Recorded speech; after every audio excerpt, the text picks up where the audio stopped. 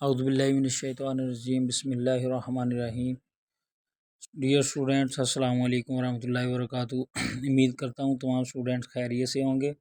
आज हमारा 9th class physics का यूनिट नंबर 5 उसकी बुक एक्सरसाइज के शॉर्ट क्वेश्चन हम डिस्कस करेंगे। सबसे पहला जो शॉर्ट क्वेश्चन है वो मेरे पास है 5.1। What is the work done on an object that remains at rest when a force is applied on it.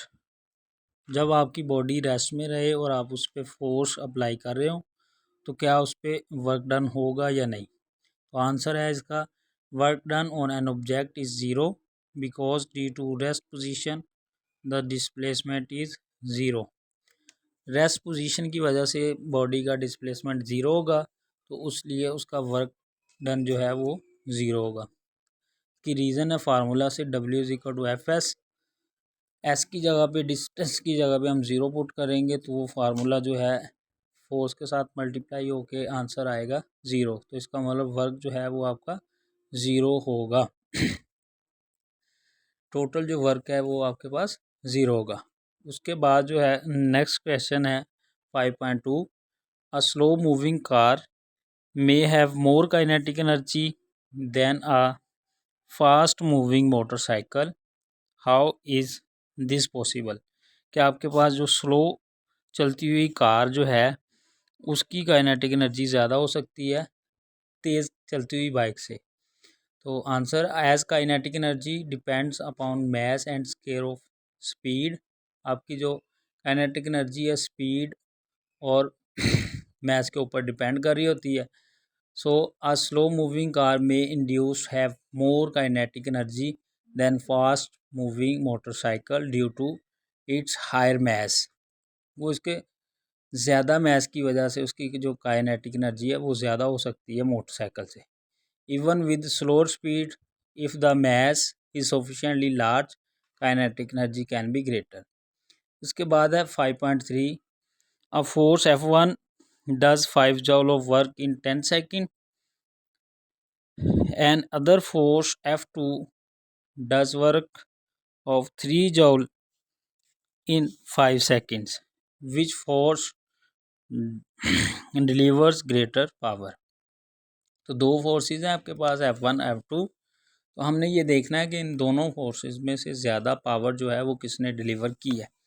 तो हमारे पास जो गिवन डाटा है उसमें F1 के लिए W1 जो है वो 5 जूल वर्क है और जो आपके पास F2 फोर्स है उसके लिए 3 जूल वर्क। तो W1 जो है 5 जूल है, टाइम है उसके लिए 10 सेकेंड्स 10 सेकेंड के लिए 5 जूल वर्क हो रहा है। तो हम देखेंगे पावर का फार्मूला होता है वर्क डिवाइडेड बाय टाइम, उसने कितने टाइम के अंदर कितना वर्क किया। तो उसका वर्क जो है 5 जूल है और टाइम 10 सेकेंड है। तो इस तरह से डिवाइड करने से आपके पास आंसर आएगा 0.5 वाट। तो जो P1 है, पहली पावर है फोर्स 1 की वजह से वो आपके पास आई है 0.5 वाट। उसके बाद है फोर्स F2 की वजह से 3 जूल वर्क हो रहा है 5 सेकंड के अंदर। तो टाइम हम लेंगे 5 सेकंड।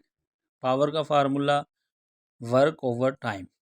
तो इसके अंदर वर्क जो है वो 3 जूल है और जो टाइम है वो 5 सेकंड है। तो हम जब 3 को 5 से डिवाइड करेंगे तो हमारे पास 0.6 वाट आएगा। वाट चूँकि पावर का यूनिट है इसलिए जो आपकी पावर है P2 ये आएगी 0.6 वाट। P1 0.5 वाट आई है और P2 जो है वो आपके पास 0.6 है। इट मीन्स आपके पास जो पावर P2 है वो ज़्यादा है और P1 कम है। तो इसका मतलब ये है कि जो F2 फोर्स है वो हमें ज़्यादा पावर देगी। Force F2 delivers greater power. इसके बाद आपके पास चौथा क्वेश्चन है, a woman runs up a flight of stairs, the gain in her gravitational potential energy is 4500 joule. If she run up the same stair with the twice the speed, what will be her gain in potential energy? आपके पास एक औरत है वो सीढ़ियाँ चढ़ती है भागकर, तो उसकी जो गेन इन पोटेंशियल एनर्जी, जो उसने पोटेंशियल एनर्जी हासिल की वो 4500 जूल है। सवाल ये है कि अगर उसकी हम स्पीड डबल कर दी जाए तो उसकी जो गेन इन पोटेंशियल एनर्जी है उसके ऊपर क्या फ़र्क पड़ेगा। जैसा कि आपको पता है कि as gravitational potential energy E P is equal to M G H depends upon only depend force of gravity and height, so gain in potential energy remain same. तो इसकी जो पोटेंशियल एनर्जी सेम रहेगी अगर उसकी हम speed भी double. आगे है 5.5 define work and it's SI unit. Work is defined as the product of magnitude of force and the distance covered in the direction of force। जो वर्क होता है वो आपके पास प्रोडक्ट होता है किसका, फोर्स की मैग्नीट्यूड का और डिस्टेंस का। W इज इक्वल टू इसका जो एफ एस वर्क का फॉर्मूला है वो हम वर्क है और एफ जो है फोर्स है और एस जो इसका डिस्प्लेसमेंट। यूनिट जो है वर्क का इट्स ऐसा यूनिट इज जाउल। वर्क का यूनिट जाउल होता है और जाउल की डेफिनेशन अगर हम देखें तो 1 joule work is done when a force of 1 newton acting on a body move it through distance of 1 metre in its direction. अगर आप 1 जाउल वर्क करते हैं तो इसका मतलब यह है कि एक फोर्स जो है 1 न्यूटन की किसी बॉडी के ऊपर अप्लाई की जाए और वो 1 मीटर डिस्टेंस कवर करे तो उसका जो वर्क है वो 1 जाउल होता है। उसके बाद नेक्स्ट है 5.6 question, what is the potential energy of a body of mass m when it is raised through a height h। अगर बॉडी को हम h हाइट तक उठाएं तो उसकी पोटेंशियल एनर्जी किसके बराबर होगी।